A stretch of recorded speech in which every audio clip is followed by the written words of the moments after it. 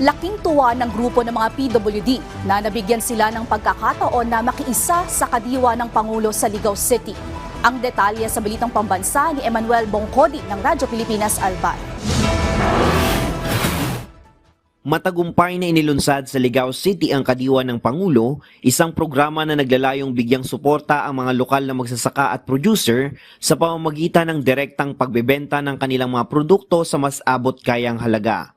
Sa pangunguna ng Ligao City LGU at Department of Agriculture, 23 magsasaka at producer mula sa iba't ibang barangay sa lungsod ang lumahok sa grand launching sa City Pavilion. Bukod sa mga magsasaka, naging bahagi rin ng kadiwa ng Pangulo ang ilang kooperatiba, organisasyon at maliliit na negosyante.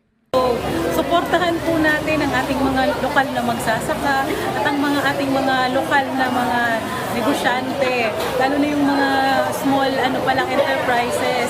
Lubos naman ang pasasalamat ng Samahang Nagkakabuklod Ligao Incorporated or SNLI PWD Federation dahil sa unang pagkakataon ay nakasali sila sa programa.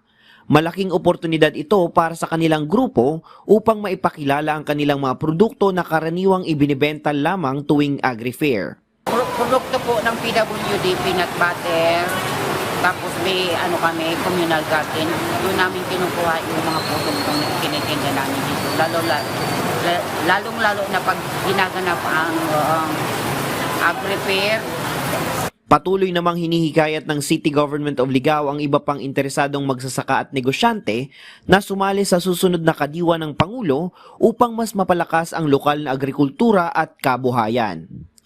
Mula sa Radyo Pilipinas Albay, Emmanuel Bongcodi para sa Balitang Pambansa.